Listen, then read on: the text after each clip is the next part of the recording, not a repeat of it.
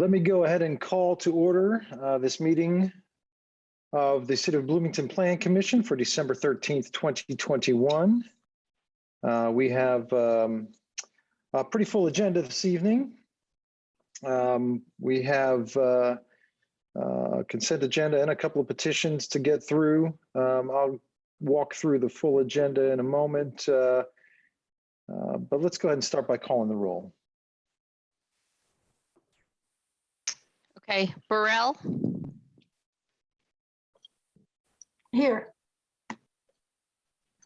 Kinsey, sorry.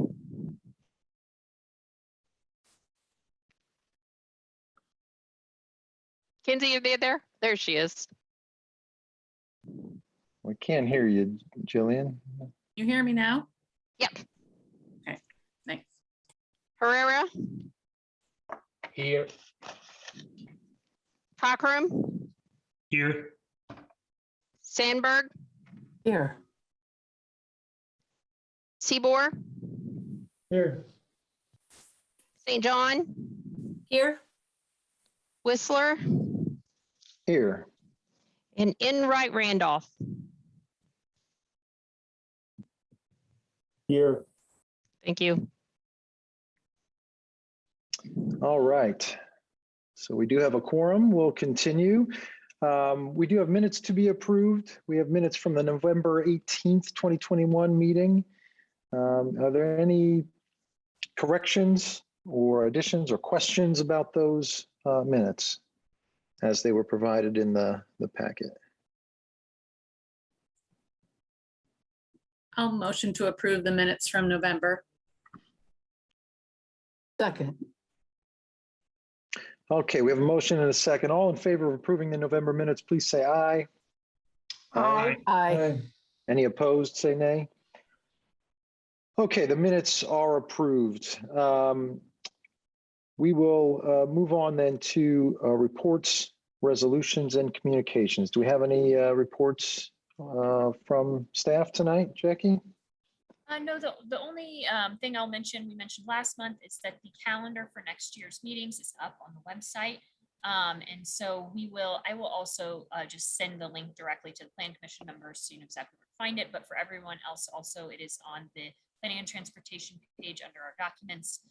It is called the 2022 Development Review Committee Calendar. And that is where you can see all of the deadlines and also when all of our meetings are. Excellent. Thank you, Jackie. Any reports, resolutions, or communications from other commissioners? All right. Seeing none, then we will jump into the agenda here. We have one petition that has been withdrawn. That is DP 20-21. This is a petition from Bledsoe, Riggert, Cooper James for primary plat approval of the property at 3111 South Walnut Street, Pike. That petition has been withdrawn. We have one petition that is being continued to January. This is PUD DP 24-21. This is a request for final plan and preliminary plat amendment for the Ridgefield PUD and subdivision section 5. The petitioner there is Robert V. Shaw. Property is at North Prow Road, the 3500 block of North Hackberry Street. So that's been continued to January. We have a consent agenda this evening, which consists of two petitions. The consent agenda petitions are DP 3521. This is a request for secondary plat approval of 9 single-family lots and 2 common area lots in a PUD. The petitioner is Joe Kemp Construction. The property is 2400 South Adams Street. And the second item on the consent agenda is DP 39-21. This is a request for secondary plat approval to allow an 8-lot subdivision of 29.76 acres in the mixed-use employment zoning district. The petitioner is Public Investment Corporation, And this is property at 2700 West Tap Road. So the consent agenda, for anyone who is not familiar with that, the consent agenda is typically for those items which either are sort of by right, meet the letter of the law with no exceptions, or are otherwise deemed by staff to be non-controversial or just in the ordinary course of business here. So these are two petitions that we will consider as one without a full hearing, unless there's a commissioner who wishes to move to remove one of those from the consent agenda and have a full hearing on those petitions. So I'd ask at this time if any petitioner would like to object to the consent agenda and request a full hearing on either of those petitions. Okay. All right, seeing none. We will then go to public comment on the consent agenda. So if you have any comment on either of these, now would be the time. So if you want to make comment, just look to the bottom of your screen, click on that reactions button, and click to raise your hand, and we will try to recognize you. If you can't find that button, also feel free to just find the chat window, send a chat message to myself or to Jackie Scanlon, and we'll try to recognize you for comment. Is there any public comment on the consent agenda?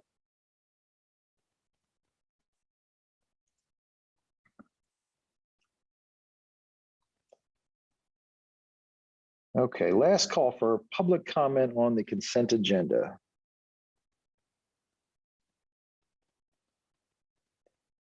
Jackie, you have anything? No, nothing. That's, all right, is there a motion to approve the consent agenda?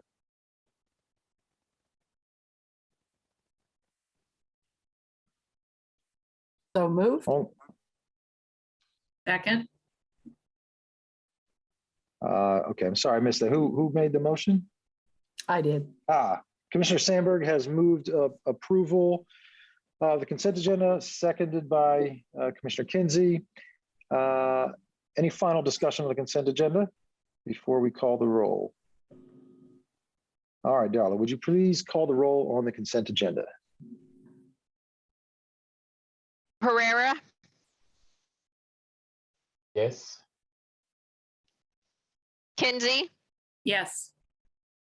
Burrell, Yes. Seaboard, Yes. St. John, Yes. Cockrum, Yes. Sandberg, Yes. and Whistler. Yes. Okay, thank you. All right, and the consent agenda is adopted. So we have two petitions now that we will have full hearings on. The first, SP 37-21, is petitioner is Cedar View Management. This is a request for major site plan approval to allow construction of a 34,000 square foot office building at 3391 South Walnut Street. Our second petition tonight will be SP 40-21. Petitioner there is University Properties 9 LLC, and that's a request for major site plan approval for a new 6-story mixed-use structure in the mixed-use student housing zoning district. So we will begin with SP 37-21, and I believe we have Eric Grulich, the case manager, here to present. Are you with us, Eric? Yes, I am. Thank you. All right, take it away. So this is a request from Cedar View Management for a property at 3391 South Walnut Street. The property is zoned mixed use corridor. This was heard at the Plan Commission actually last month for a subdivision approval in order to allow for the property to be divided into 2 lots. Property is currently vacant. The petitioners came forward with the subdivision approval in order to allow for this northern lot, lot number 1, to be developed with a behavioral facility for individuals with autism. So they are proposing to construct a 34,000 square foot, slightly less 34,000 square foot building and surface parking lot. There are no plans for development of lot 2 that was approved with that subdivision request. That would be handled at a later time. So the overall petition involves the construction of this one building and driveway to serve the parking lot with 118 parking spaces.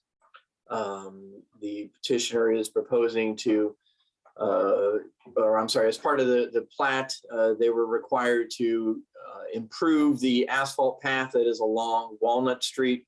It was installed some time ago, about 10, 12 years ago, actually, maybe even longer than that. And the current transportation plan calls for a 12-foot path along this frontage. So the petitioner will be removing that and replacing that, as well as installing street trees. As I mentioned, there's just one drive cut proposed with this petition. It does meet the separation requirement from adjacent drives on the same street. And this would be providing access to the surface parking lot that you can see here. The parking area meets all of the setback requirements from front, side, and rear. Due to the residential uses that are just to the east of this, there is a buffer yard that is required that adds an additional setback, as well as a landscaping requirement on here. So they are installing the required buffer yard trees along the east side of the property, as well as they will be saving a lot of the existing trees in that area as well, that will go towards meeting their buffer yard requirements. So there are several rain gardens scattered throughout the property as well within the parking area and along the front. These have been designed to provide stormwater detention and water quality improvements. So this is the proposed building. This is kind of an overall rendering showing how the building and parking areas would be laid out. Walnut Street is along the right side of your screen here. So this would have individual rooms for all of the users of the building as well as staff. So I believe that they're looking at slightly over 100 individuals that would be able to be served on a daily basis, plus the accommodating staff that would go with that. So the building has been designed to meet all of our architectural requirements, including change in building height, modulation, patterns of glass and awnings. So all of the architecture meets all of our requirements. So we have not found any issues with the site plan or the elevations. There are just a few minor changes to the site plan to incorporate some charging station within the parking area. But otherwise, we are recommending that the Planning Commission adopt the proposed findings and approve the case with the 4 conditions that are listed in staff's report. And I'm happy to answer any questions. Thank you, Eric. Is there a representative of the petitioner who would like to speak tonight?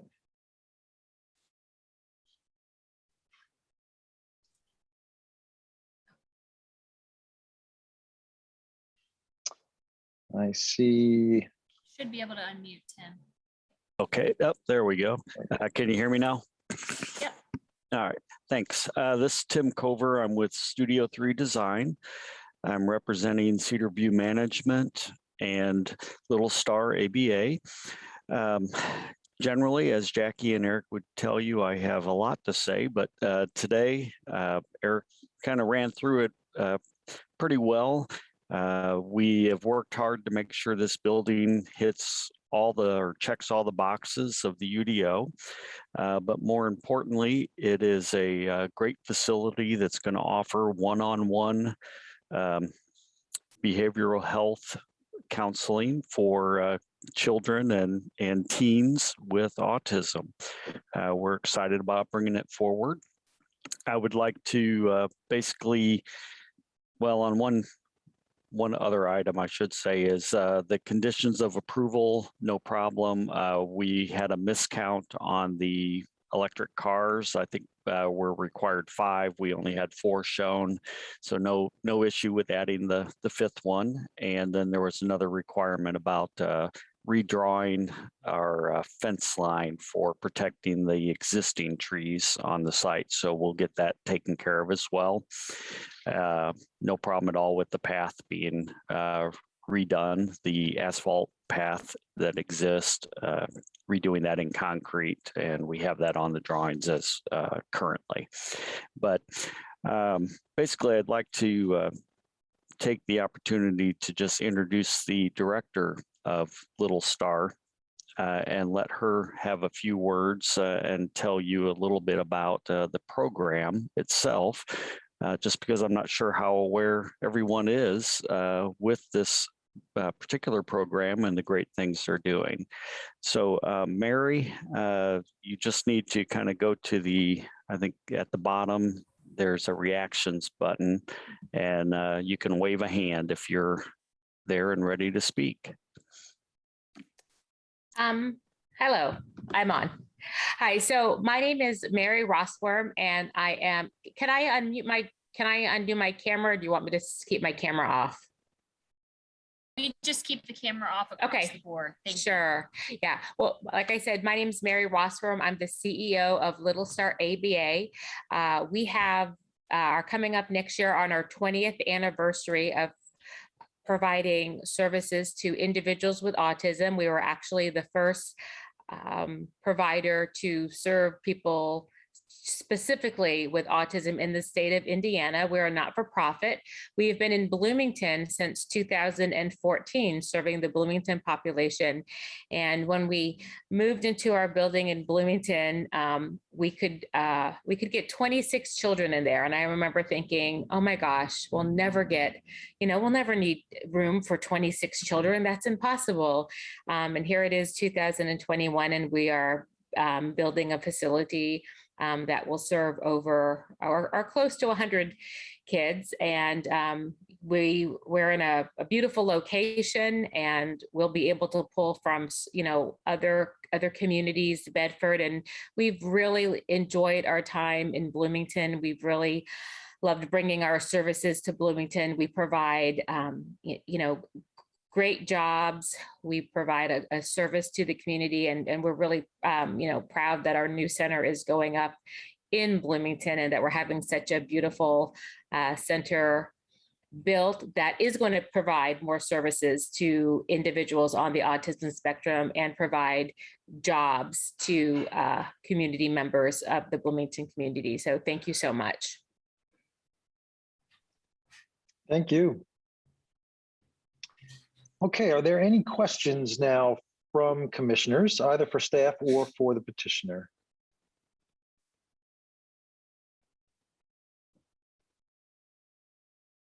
Commissioner Kinsey. Yeah, I have a question about the asphalt, soon to be concrete side path, or the front side path on Walnut. And I wonder, Eric, if you could tell us, how continuous is that side path? Will that give us a full side path then? Except I'm presuming it will only be obviously on the north lot, but will it connect still to an existing side path? Is that possible to tell us?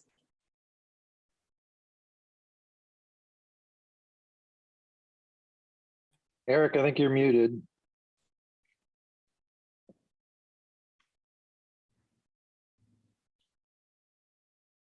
Sorry about that. No, there are some gaps along this corridor. There's actually only an asphalt side path along this property and the property to the south, because they came forward with the subdivision approval almost 20 years ago. And so they put in the path and they did some grading on the site.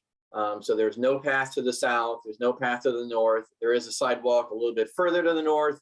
There's a side path to the south, a little bit far down at the intersection. But there are still a couple of gaps, especially further to the north and a little bit to the south. Thank you. I was afraid of that. Okay. And I also have a question for the petitioner, if that's okay, while I have the mic here. I guess I'm curious about the facility hours.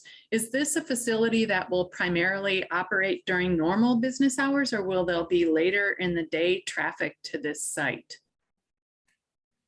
Our operating hours are normally 8:30 to 4:30. So staff start to arrive around 8, and usually we're cleared out pretty much by 5 o'clock. Sometimes we will have some services, that might go a little bit later, but it would be just, it would be upon special arrangement, and it might be, one patient is there until 7, or 1 or 2 patients will be there on a Saturday morning from 8 to 12. But the majority, 99% of our hours are Monday through Friday, holidays excluded, 8:30 to 4:30. Thank you very much. Thank you. That's it for me. Commissioner Seabour. Thank you. I guess I just had some questions about the facility and how it will really operate. I've heard, I think people refer to the children as both students and then I think also as patients, but just wanting to understand how, I'm sorry, I don't know how to refer to them, but how will they arrive and be picked up, and how will that activity be managed? So we provide what's called ABA, or it stands for Applied Behavior Analysis, and we are a medically necessary treatment for autism. So we're not an educational treatment, we're a medically necessary treatment that is mostly paid for by health insurance. So we refer to the people that we serve as there are patients, because we're a freestanding, medical center, I guess, is kind of the closest thing to it. We're not a school. We operate year round. We don't take fall break or spring breaks. And most of our patients are dropped off by car by their parent. Occasionally, we will partner with a school, and perhaps the school will offer transportation to the child. So sometimes we'll have a school bus or 2 in our parking lot, but it's just, it's kind of a loop. The parents just go around the loop, and one of our behavior technicians will run up and, get the patient from the car and escort the patient in. If a parent wants to pull up and park and bring their child into the center so they can talk to somebody, they can do that as well. But it's a pretty quick in and out system. Thank you. And I guess to kind of build on that, is there a particular time that parents tend to drop off the patients, and how is that coordinated? Yeah, most of our patients are, dropped off at 8:30. So we'll start seeing, cars, parents pull into the parking lot, 8:20-ish, 8:25-ish. And then again, they just kind of make a loop around, and people will we'll run out and get the kids. And, we have some patients that their start time might be 9 o'clock. So there will be, 1 car into the parking lot, but we've never had a problem where our drop off or pickup, and our pickup time usually starts around 3:30. It's heaviest around 4:30, but we've never had a problem where it's clogged up any traffic or any of our neighbors have complained or anything like that. It's just it's pretty fast and pretty efficient. So. Okay, and I guess so I'm not as familiar with the existing facility, but I imagine this one from the presentation is significantly larger and on a pretty major road. And so I'm just knowing, I know it's not a school, but I have been around a lot of schools in the area and can see what those traffic patterns are like. And I see in the parking calculations, I think I saw there were 13 spaces for patients. And I guess just big picture, my concern is how this will function, and certainly not wanting traffic to back up onto a 2-lane Walnut Street where a single car blocking that would just create a major headache for a lot of people. So I don't know if that's been looked at or just how this compares to your existing facility, but that is ultimately, I guess I'll just lay out, that's what my concern is with this project and the site.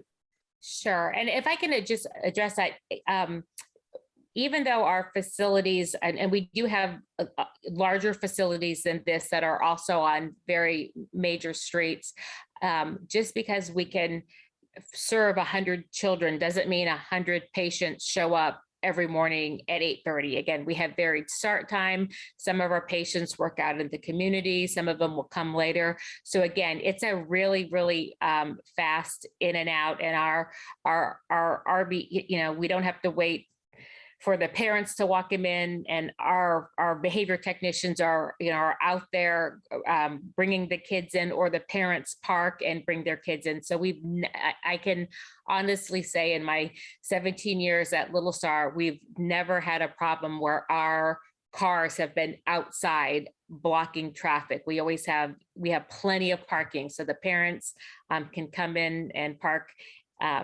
anywhere, and we always have people in the parking lot. So if things are backing up, we're telling people, hey, move over here, but that just doesn't happen. The parents really get the swing of things because they want to drop their child off and get going too. They don't want to be stuck in traffic. And so I think Tim and his team did a really nice job of making a really nice roundabout flow in and out for this parking spot, for the parking lot. Okay, and so maybe I appreciate all that, and it's glad to hear that you haven't experienced that type of issue on another project yet, and I hope that continues.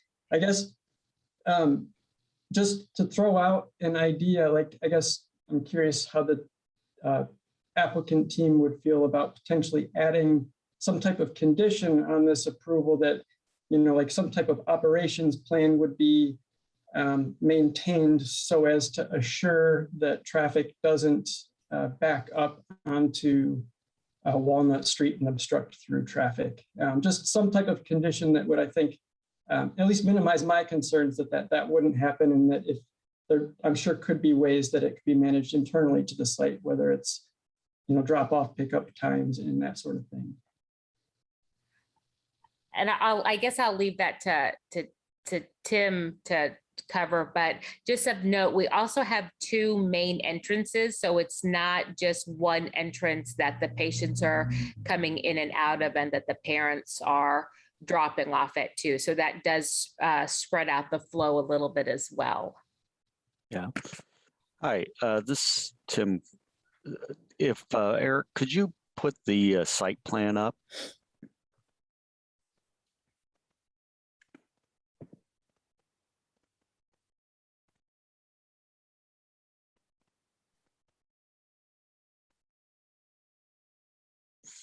Great, thank you.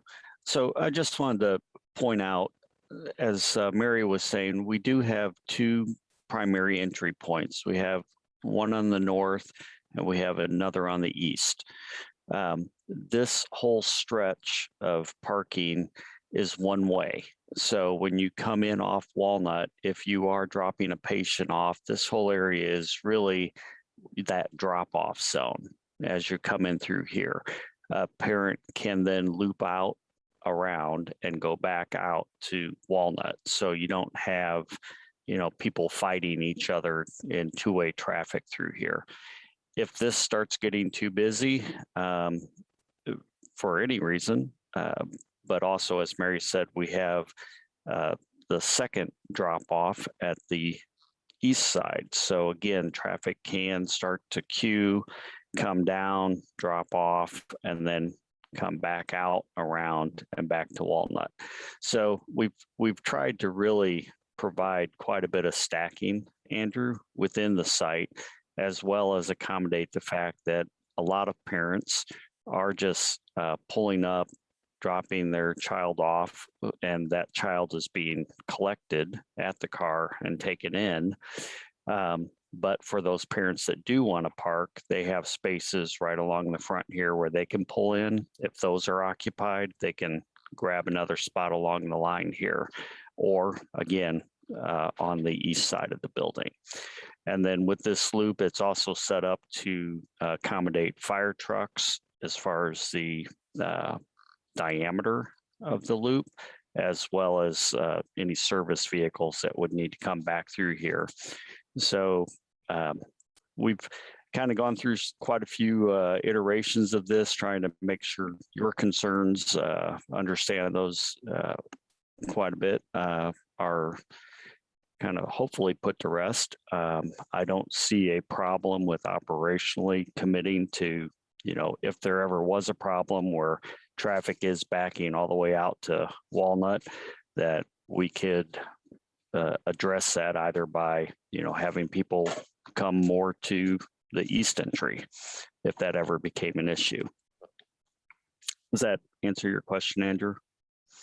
I think so. It sounds like you guys, the team is pretty confident that you'll be able to manage this. And if there is a willingness to have some type of condition, that I would appreciate that.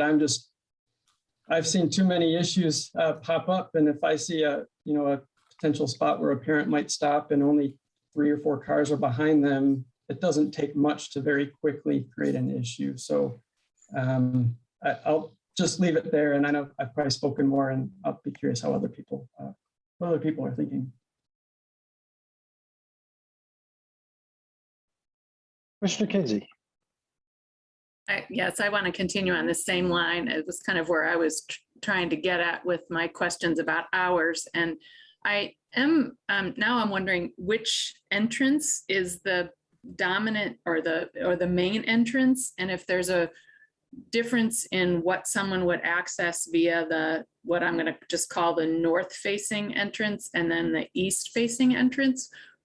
Is there a difference in those, what someone would receive or why someone would go to north or east, or is it pretty much the same reception area at both locations?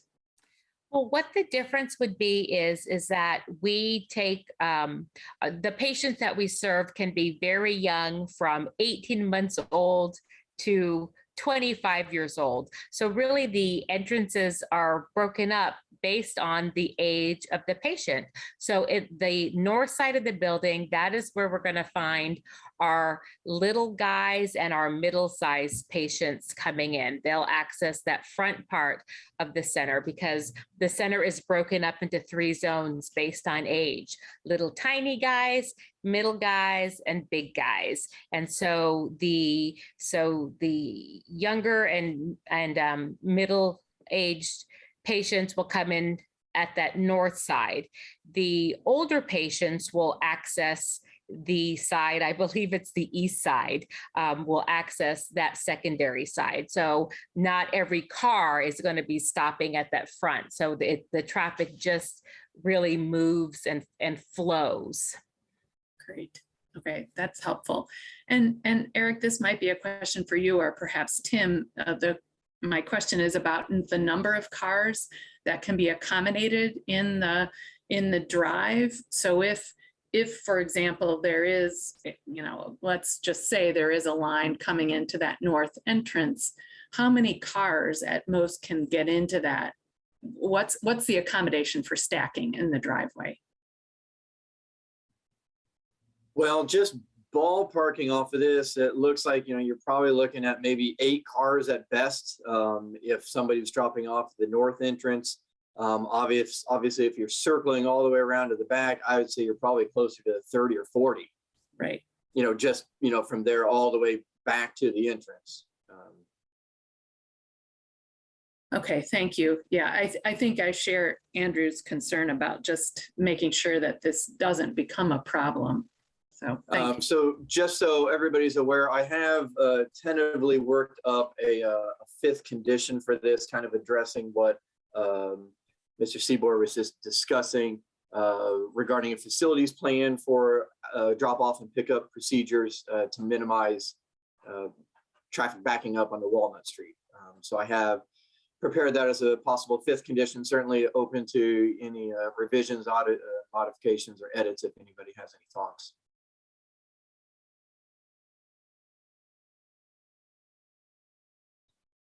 All right, I guess- thank you, Eric. Commissioner Seabour. Sorry, I appreciate the potential fifth condition here.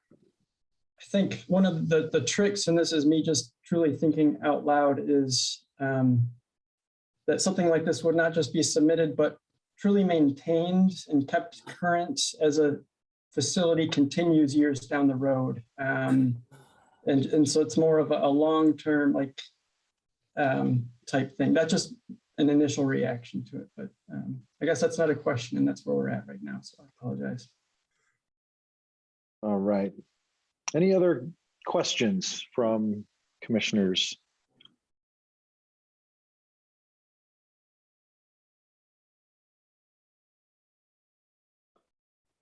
Last call for questions from commissioners.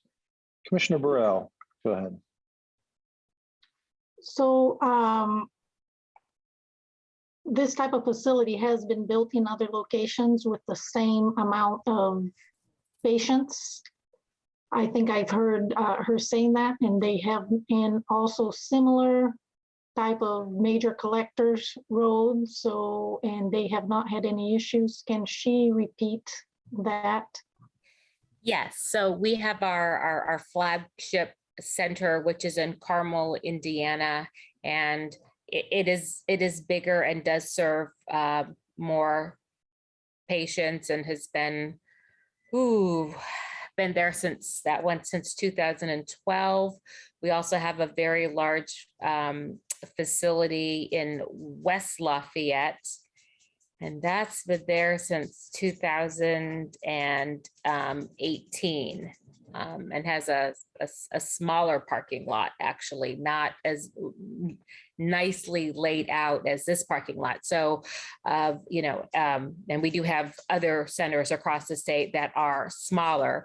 Of all of our centers, this is the most well thought out, well planned parking lot. So I have every confidence that, the other ones go smooth, and the parents picked it, have picked up on, and, some of the times they have to go around the whole building, which is very large, and we have to have speed bumps, and it doesn't cause any congestion. So I have I'm very excited about this parking lot, thinking that it's going to be the most efficient parking lot that we have, and it's not even our biggest facility. Thank you. I just wanted to know if there were precedents, other buildings, and I appreciate you telling the locations as well. Thank you. Thank you. Commissioner Cochran. Thank you. And this may be for Eric, and Eric, you may not know the answer to this, or Andrew, you may know the answer to this, but knowing South Walnut gets pretty busy towards later in the day, and there's some additional lots down there that could be developed. I love the use of this lot for a Little Star, and I love the development along there, but do you know of any plans to upgrade South Walnut, as we've got a couple of new banks down in that area? Do you know of any future plans to upgrade South Walnut, Eric or Andrew? I don't believe that this is on the tip for any widening of travel lanes, not for vehicular. Pedestrian accommodations, certainly could be something down the line, but I don't. And Andrew, correct me if I'm wrong, but I don't believe this is on the transportation improvement program for any street widening. Okay, that was my only question.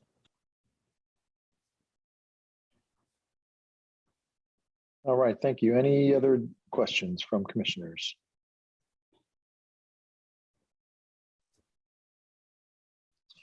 All right, seeing none. I have my we hand will- up. I was just going to add additional comment. Oh, I'm sorry. Question. Some of that new Go ahead. development is within the county. So hopefully, we could look at that corridor and add some improvement. And I'd just like to echo, I guess, how unfortunate we don't have a trail going all the way to the Curry Pike, or not Curry Park, but Fulton Pike area, because then we could almost connect people down to the rail trail and eventually to the B line. So just really want to echo that comment from Chris. All right, thank you. If there are no other questions from commissioners, we'll go then to public comment. If you'd like to make a comment on case SP 3721, you can click on that reactions button on the bottom of your screen, click to raise your hand, or send a chat message to myself or to Jackie Scanlon. We'll recognize you to the best of our ability in the order that we see your hand raised, and there'll be 5 minutes per commenter.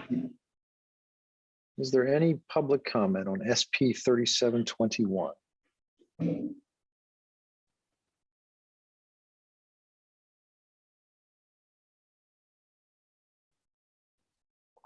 I'm not seeing any. Jackie, you see anything?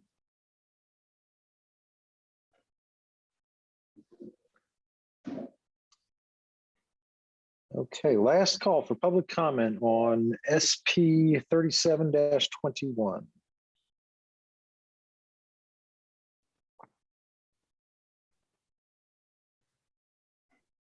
All right, well, we are then back to the commission for any final comments or a motion. I'll just, as a remind everyone that there is one proposed finding here. The recommendation is that we adopt the proposed findings and approve SP 37-21 with originally 4 conditions. There is now a 5th condition that's been proposed by staff in response to Commissioner Seabor's concerns. Whoever is willing to make a motion can feel free to include that.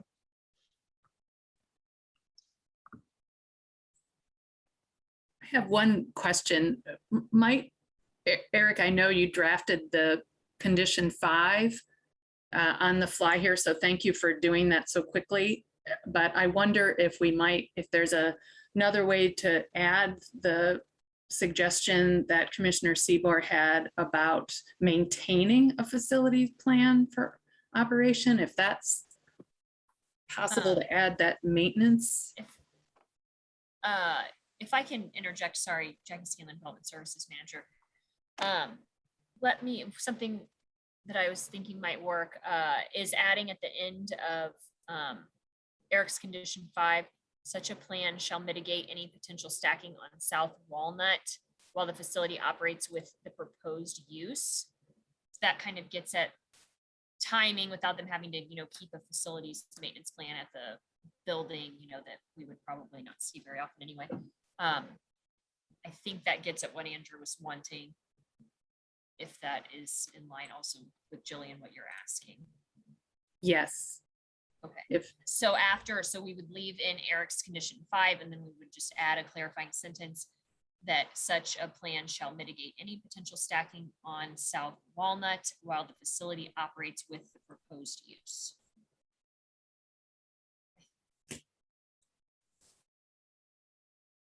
I think we're close.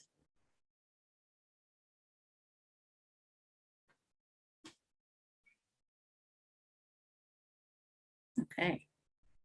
And then at the end of that, Eric, while the facility operates with its proposed use.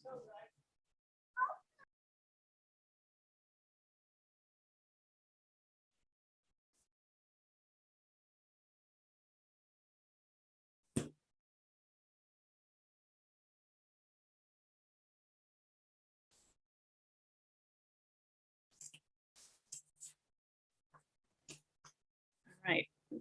With that addition, thank you, Jackie and Eric, for your combined work on that new statement. With that new condition, I would like to motion that we adopt the proposed findings and approve SP 37-21 for the site plan approval to allow the construction of that 3,400 square foot office facility for the behavioral health facility.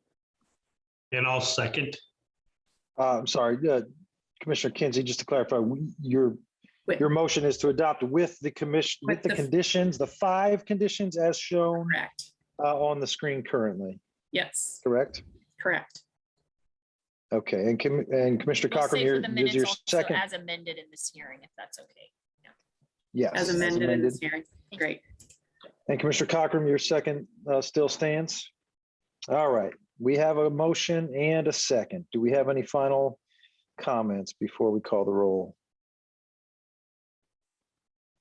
Commissioner Cochran, go ahead.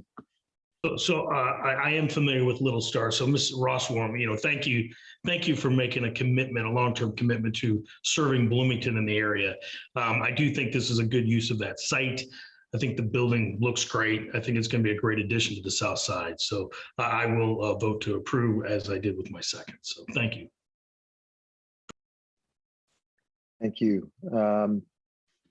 Commissioner Enright Randolph. Didn't want to go after that, but I just want to make a correction. I meant Gordon Pike, but hopefully that connects to Fullerton Pike. So I just wanted to clarify that anyone was following along. All right, thank you. Commissioner St. John. Yeah, I just want to echo Commissioner Cochran's support for the project. I think it's really tough for families and young people in this community sometimes to get services that they need beyond immediate medical care and getting, essentially, I don't want to say treatment, but this kind of educational experience for people who need a very specific type of experience. I think it's really great for families and kids. So very happy that they're able to do this here. So thank you.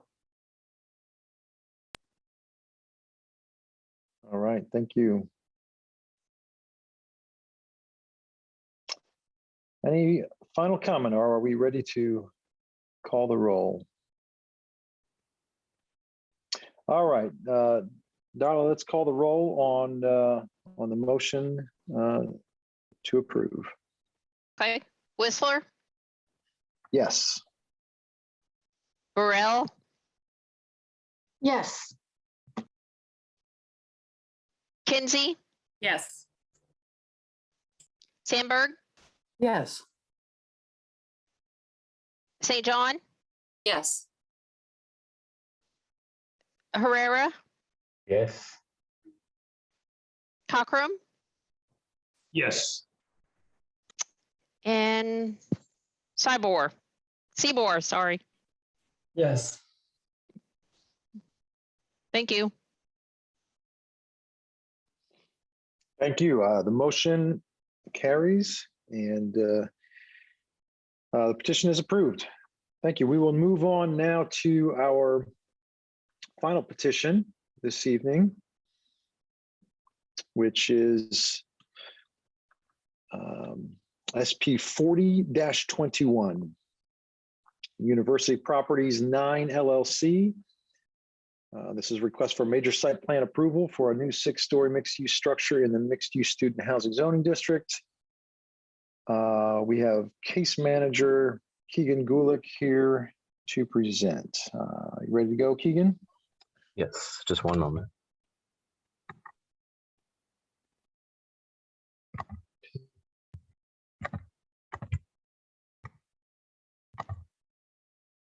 Okay. So this is for the property located on the northwest corner of 19th and Dunn in the mixed-use student housing zoning district. The site's approximately 1.42 acres in size, currently zoned MS. The comprehensive plan designates this area as neighborhood residential. Currently on the site is a mix of multifamily dwellings, duplex, and single-family structures. The proposed land use is student housing or dormitory. Surrounding this site is a mix of multifamily dwellings to the north, south, and west. Immediately to the east is the Indiana University campus, Memorial Stadium. So the petitioner is requesting a major site plan review for a new 105-unit mixed-use development in the MS district. The proposed site plan has 105 1, 2, 3, and 4 bedroom apartments with a total of 255 beds. And there's also 2,865 square feet of commercial space. With the presence of 4 bedroom apartments triggers the definition of student housing or dormitory use in the UDO. So that's why this land use is categorized as student housing and not multifamily. This is just an overview of the site plan here. It's a pretty large structure.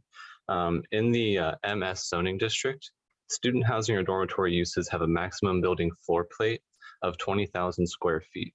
But however, if either affordable housing or sustainable development incentives are used, there shall be no maximum building floor plate. So here the petitioners are proposing to use sustainable development incentives so that the maximum building floor plate does not apply.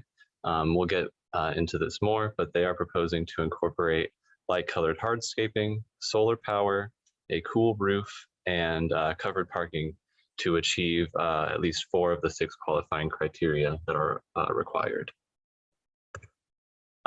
Here are a couple renderings of the site. They will be improving the sidewalk and tree plot along 19th and Dunn to meet transportation plan requirements, as well as installing the required street trees.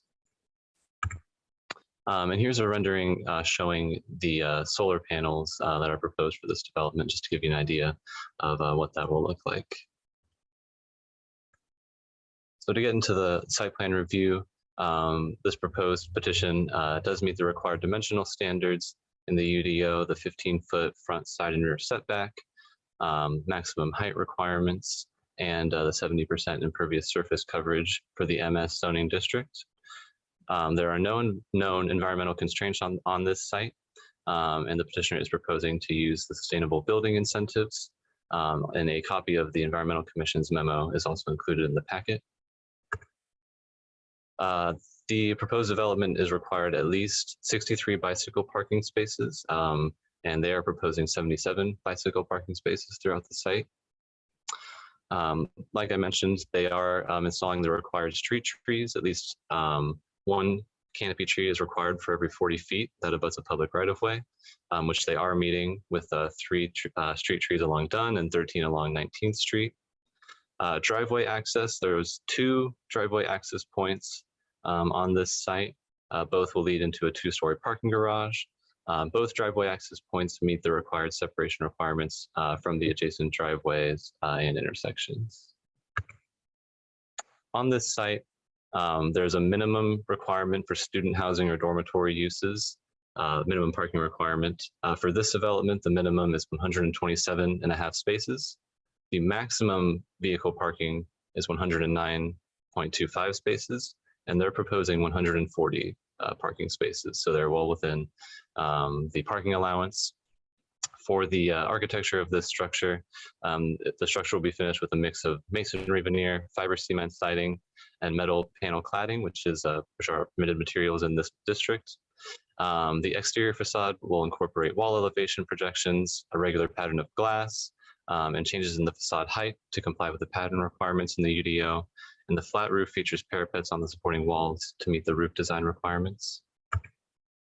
And again, to the sustainable development incentives, the petitioner is proposing to utilize solar power, light-colored hardscape, cool roof, and covered vehicle parking to achieve the sustainable development incentives. In the UDO, you have 2 options to qualify for the sustainable development incentives. Option 1 is that you meet 4 of the 6 qualifying criteria, which they have done here. The petitioner will be required to provide more details on their sustainable development practices prior to the issuance of a grading permit, and a condition of approval has been added for that. So in conclusion, this petition does meet all requirements of the UDO and will add 105 dwelling units near other high density uses. It'll provide student housing in an area where student housing is common and is immediately adjacent to Indiana University campus. The scale of this development is appropriate for the neighborhood that it's in, and given other recent developments such as Evolve just to the south and Motel 6 nearby, and its proximity to Indiana University, this is an ideal location for this type of land use. So based on that, staff is recommending that the Plan Commission adopts the proposed findings and approves SP 40-21 with the following conditions. One, that the petitioner must receive a grading permit before earth moving. Two, that the petitioner will provide specific details on their sustainable development incentives prior to the issuance of a grading permit, and that planning and transportation staff will verify installation prior to the issuance of occupancy. And that three, a landscape plan that meets all UDO requirements, including street trees, must be submitted and approved prior to issuance of a grading permit. And I'd be happy to answer any questions. Thank you, Keegan. Is there a representative of the petitioner who would like to speak tonight? I believe we have Ryan Strausser on. I'm not sure if he is speaking for that. Okay, I just got unmuted. This is Ryan Strausser with Strausser Construction Company. We're managing kind of the design process, and we'll be managing construction for university properties on this. And I just want to start off by thanking everyone for their time tonight and reviewing and hearing this proposal. And really, Keegan did a good job of outlining everything we have going on with the design and everything. And me, along with Kendall with Smith Design Group, are here to answer any questions anyone has. Thank you. Are there any members of the commission who would like to ask questions of staff or the petitioner at this point?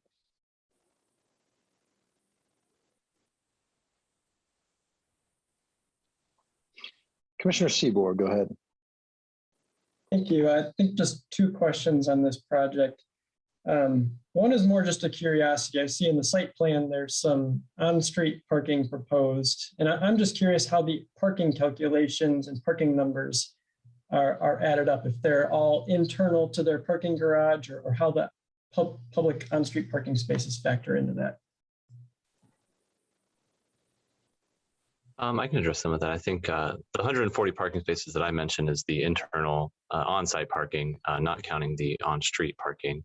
I'm not sure of the exact number of on-street parking spaces that are going to be added.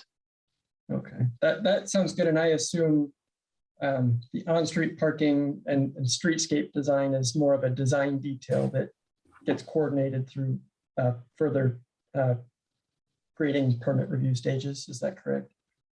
Yes, that's correct. Okay. And then my other question is, I always appreciate when there's somebody that is very involved in the construction side is presenting, is just a project like this that appears to consume pretty much most of the lots proposed. Is just how are you going to build this? Where are you going to put equipment?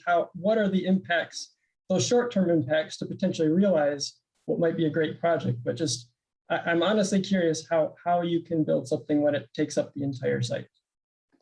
Yeah, well, this project, for one, is a little different than some of the ones we've done with tight constraints downtown, where we're building lot line to lot line. So in this situation here, we actually do have the 15 feet setback plus a little bit more area. We'll definitely be working with city engineering, Board of Public Works, and Keegan and the rest of the team there to kind of develop a strategy for temporary use of right-of-way where we need to, and also just determining deliveries and equipment placement. I mean, we'll end up having tower crane placement on the site to try to minimize site and be able to unload and set things directly into the site. We definitely will be then working with university properties and some of their other locations to deal with some parking, things like that as well, because they do have a lot of properties around in that area. I mean, really, during the time of the grading permit and review, there's going to be a lot of working with city engineering for that.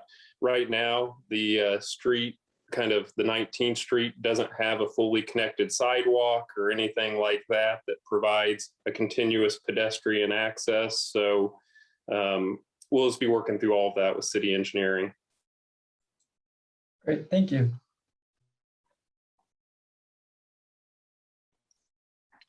Commissioner Kinsey. Thank you for describing this project and the commitment to sustainable standards. But I wonder if, given that we're still pretty new in the use of these sustainability standards for making allowances and around this in our work, I wonder if Keegan, you or maybe the petitioner can elaborate a little bit more on how these 4 elements were chosen and a little bit more about the sufficiency of those choices. The solar array looks great, but I don't really know how to evaluate it. Is it based on the number of solar arrays or the percent of energy that will be recouped from this process? And I also wonder about the cool roof and what that really allows and how those determinations are even made by the staff. If you could enlighten us a little bit about some of those aspects, I think it would be helpful. Thanks. Sure. So at least in terms of why they chose those particular ones, I would maybe defer to the petitioner on that.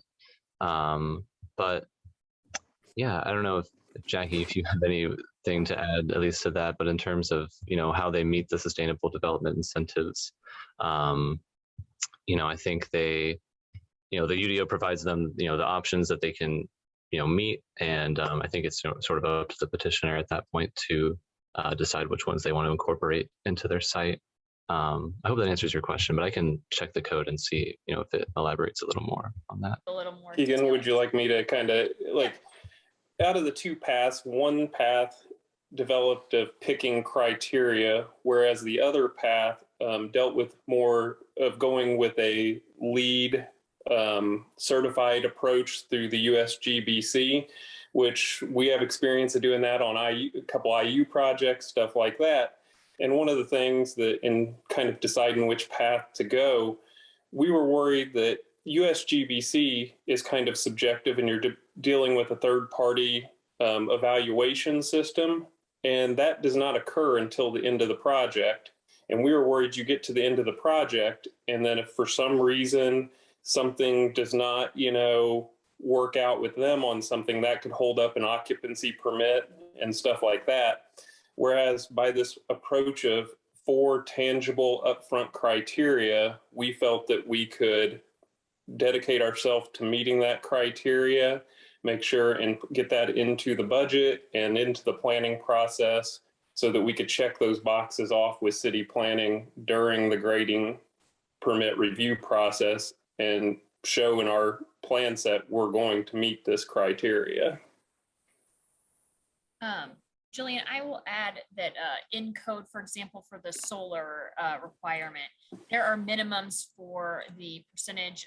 They have to cover at least 35% of all rooftops or generate at least 40% of energy needed for these buildings. I'm guessing they'll probably go with the first part based on the size of the building. But so for each incentive that they choose, each of the 4 that they choose, there are more detailed criteria in the UDO about that we will be checking to make sure that they're meeting those thresholds in order to receive that credit. Thank you. Yeah, I think that's really important to know.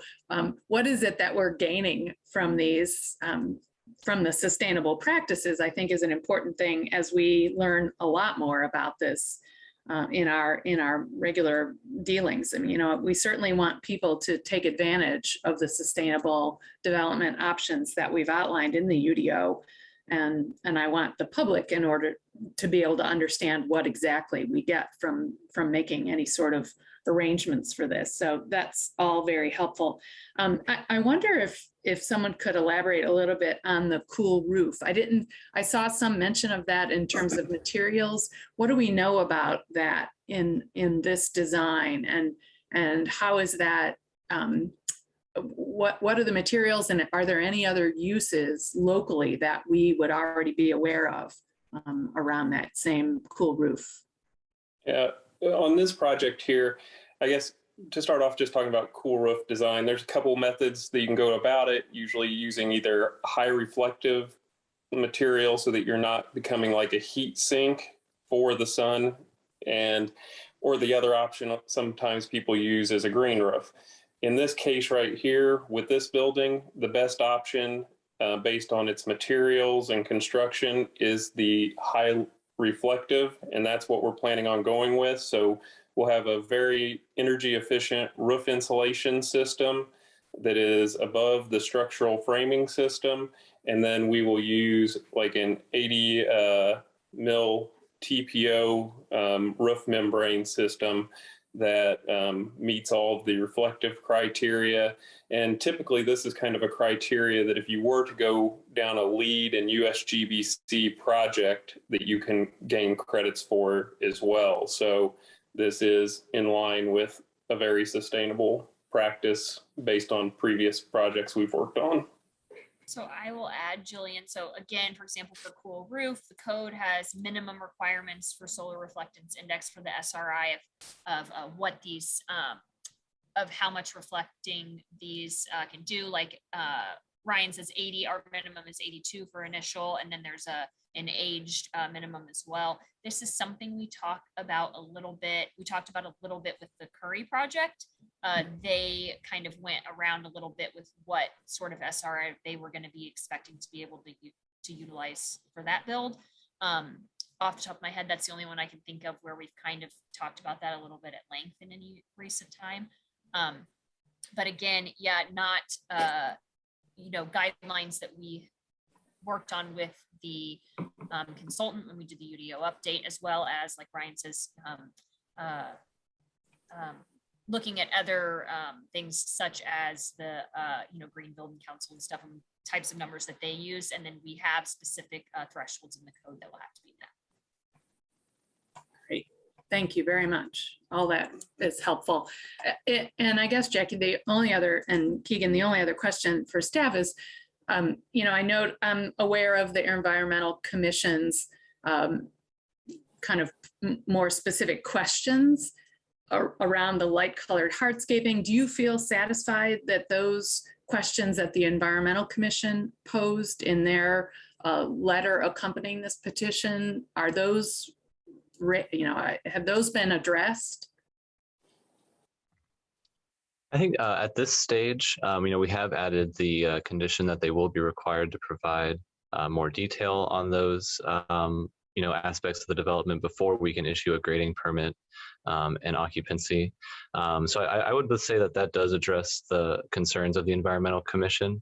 I'm not sure, Jackie, you have anything to add to that, but that's sorry, a little broken record here, but basically there's a minimum in code and they'll just have to meet it. So it's like all of our other standards where maybe the petitioner doesn't specifically say we will need a 29 SRI on these, and it's possible that we actually should go into a little bit more detail in the reports right now while these things are new. But we will be, like Keegan said, during the grading permit process, making sure that all of those things are met.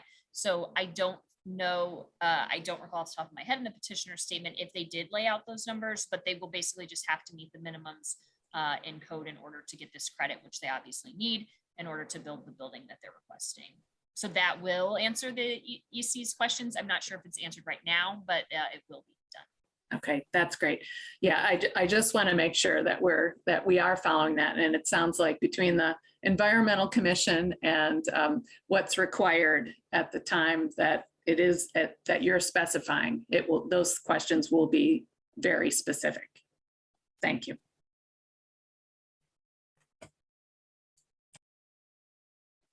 All right, thank you. Are there any other questions from commissioners?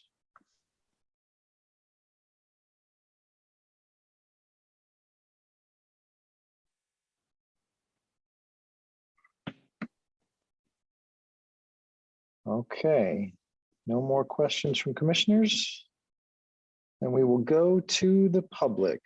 If you are here to speak on this petition, SP 40-21, please click on that reactions button on the bottom of your screen, click on the raise hand option, and we will recognize you to speak. If you can't find that button, just click on the chat, send me a chat or Jackie Scanlon a chat message, and we'll try to recognize you in the order that you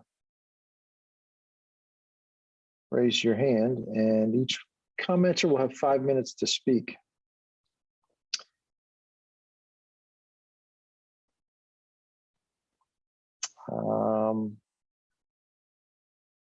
There we go. I see one.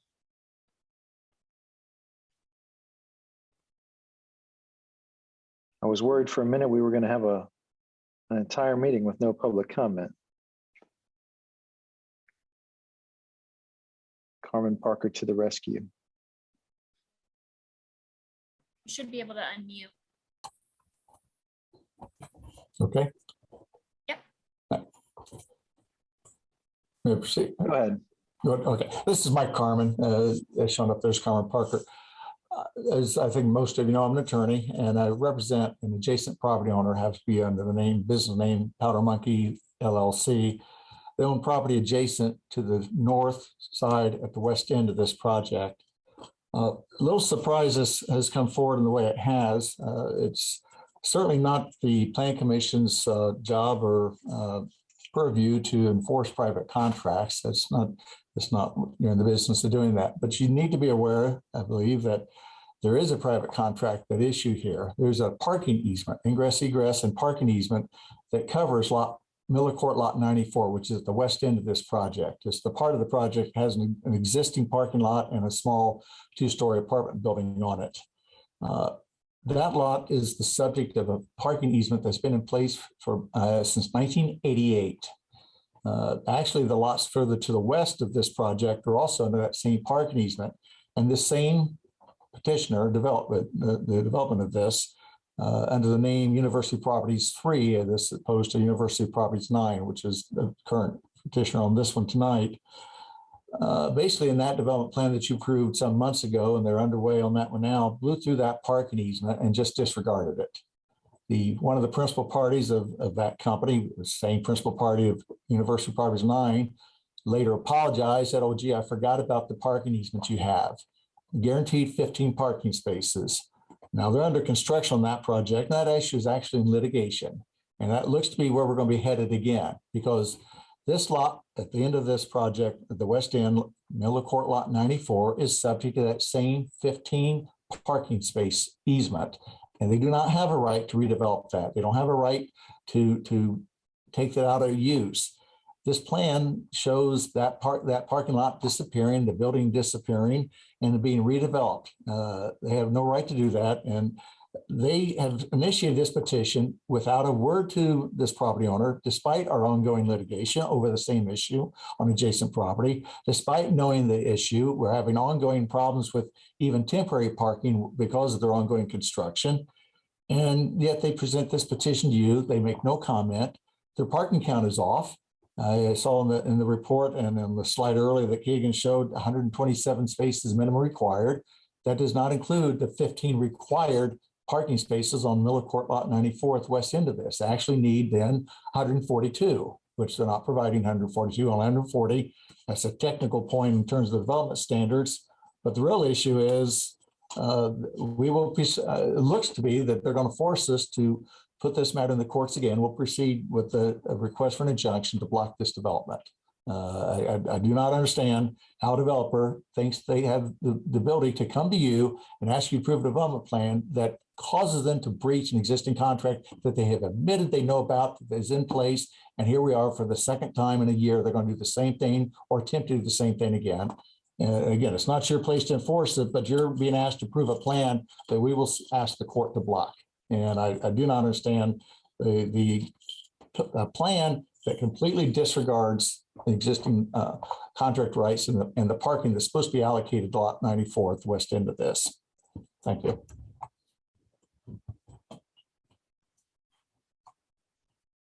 Thank you. Is there any additional public comment on SP 40-21?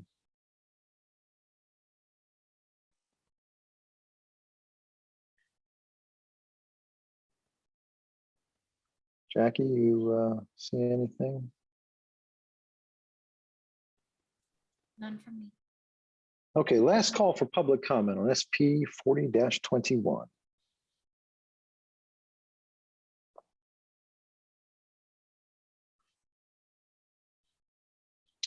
Okay, seeing none, we are back to the commission for any final questions, comments, or motion. Commissioner Sandberg. Thank you. Given what we have just heard from Mr. Carmen, can staff give us some guidance on where does this put us with respect to the parking issues that clearly seem to be at odds? Sure, I can start and then Keegan or, I'm sorry, Mike can add any here. Basically, we've talked about this in the past and Mr. Carmen said so himself. A private easement between two private entities is not something that we need to consider, that we have to consider by the UDO standards in a site plan approval. So, you know, as he said, maybe there will be an injunction or a court case or something related to the use of these lots. That's entirely possible. Or they'll work something out and they'll get rid of the easement and then this will be able to be built. That's not something that's in the purview of Plan Commission to consider. Your purview is to consider, does the site plan proposed meet UDO requirements? And it does. I will have to make one clarifying statement that was in the email he sent today and he said again tonight, which is that the 127 parking spaces minimum that Keegan mentions is the minimum required by the UDO. If there are 15 parking spaces required by some sort of private parking agreement, that doesn't increase the minimum required by the UDO. So the numbers provided by staff are correct based on the UDO and the purview of this body. And if there is an issue with an easement, that is something that they have to figure out outside of this group. And you all are able to approve a petition on site that meets UDO requirements. Mr. Rooker can, if I've left anything off, feel free to jump in. No, thanks, Jackie. You know, there's nothing more for me to add. You summarized it off the top, right? Well, of course, we take Mr. Carmen at his word with regard to his property rights. From our perspective as a planning department, we're simply reviewing a submitted site plan to make certain it conforms with our unified development ordinance. If there are private property rights in dispute, those private property rights are appropriately disputed and settled between those private parties, not in front of this commission as part of a site plan approval. Okay, so just for my clarification, that if the lawsuit does go through and the other side prevails, they still would meet the parking requirements in the UDO if they are required to reduce what they have submitted in this current plan. Is that correct? If this goes, if this goes to court and the other side prevails, they won't be able to build this site plan as is, or they'll have to work something out related to those extra parking spaces. And if they substantially change this petition, then they'll have to come back. I see. Thank you. I That think helps. so. Mike, you can correct me if I'm wrong there, but you know, that won't change the required minimums by the UDO. If they decide to offer spaces to the neighbor, you know, in some sort of garage or something, and it substantially changes the petition, then you'll see it again. Thank you. Yeah, just to reiterate, yeah, that's exactly right. Can I follow up on that with you, Mr. Rooker, just to clarify, you know, am I correct in saying there's no dispute about the ownership of the property? The petitioner does own the property and has standing to submit this petition, correct? That's correct. An easement just gives another party certain rights over a property that a different party owns, which is what is in dispute, the nature of that easement. And again, it's not for this body to try to adjudicate that dispute, or for me or any member of city staff to try to adjudicate that dispute. Right, but this is I guess my question really is, this is a different issue than what we went through before with the city's parking garage and the adjacent property owner. In this case, there's no dispute over the ownership of the property. Very much so. That's correct. Right. Okay. Well, and I guess one more question is just in practical terms. I suppose that is there anything in that legal action that would hold this up in terms of what the city is able to do? I mean, would you hold off on issuing a grading permit until that's resolved, or is that kind of on the plaintiff in this case to get some sort of judgment before construction? We would not hold up any sort of city processes absent a court order directing us to refrain from engaging in a normal process. Otherwise, we would just move along normally. And Mr. Carmen a moment ago indicated that he did intend to seek an injunction. So it's entirely possible we would get a court order to that effect. But unless and until we get a court order like that, we would just proceed normally. Got it. Okay. Thank you very much. Any other questions or comments from commissioners at this point?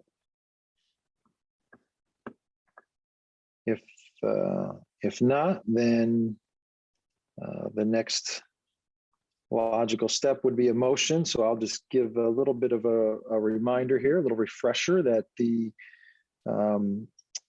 staff's recommendation is that the commission adopt the proposed findings and approve SP 4021 with 3 conditions. One, that the petitioner must receive a grading permit before earth moving, that the petitioner will provide specific details of their sustainable development initiatives prior to the issuance of the grading permit, and that planning and transportation will verify installation prior to the issuance of occupancy. And third, and that a landscape plan that meets all UDO requirements, including required street trees, must be submitted and approved prior to issuance of a grading permit. So 3 conditions of approval there. Is there a commissioner who's ready to make a motion?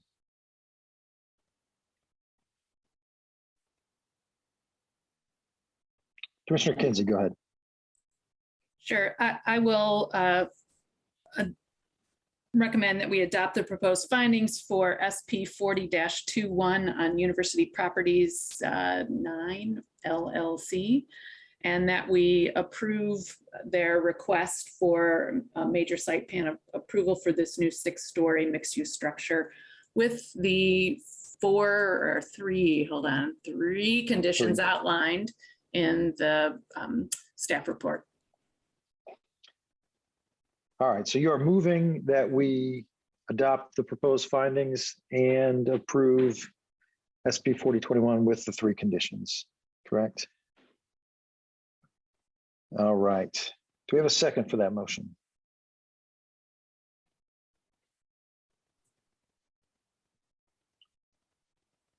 Sure, I'll second it.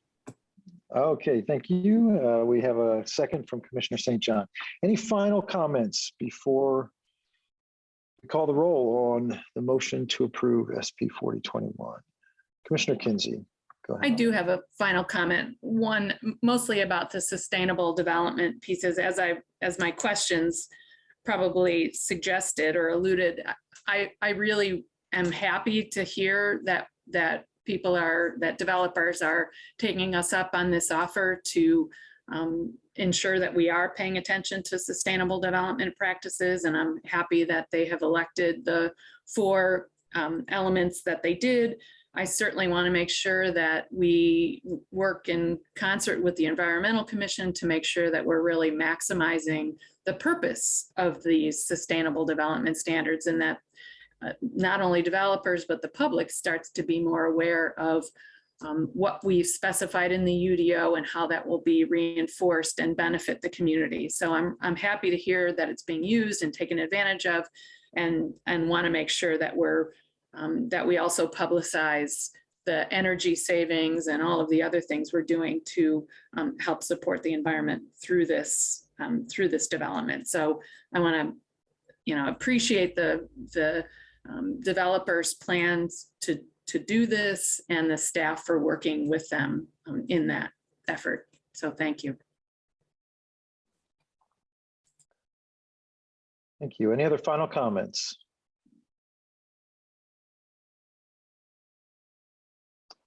All right.